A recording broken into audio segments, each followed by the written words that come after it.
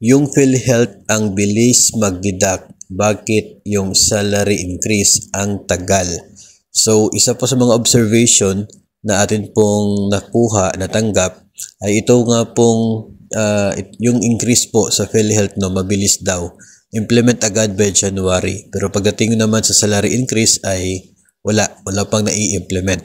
So, it goes back, mga master, doon po sa basihan, no, ng nasabi pong pagtaas sa contribution sa PhilHealth at pagtaas sa sahod ng mga public mga government personnel.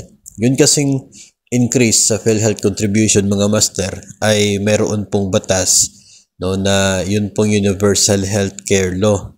No, so doon po sa batas na yon ay magiging 5% yung contribution sa PhilHealth sa 2024 at 2025. So, kaya nga po implemented siya kaagad by January kasi yung batas ay under implementation na.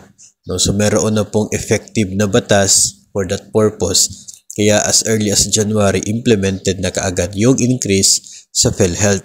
Pagdating kasi sa salary increase, mga master, yung batas ng Salary Standardization Law 5 ay nagtapos po, no, 2023, yung last tranche ng increase. At after that ay wala pong bagong batas na magiging basis for 2024 increase. Kaya wala nangyaring increase kasi nga walang basihan, wala pong legal basis.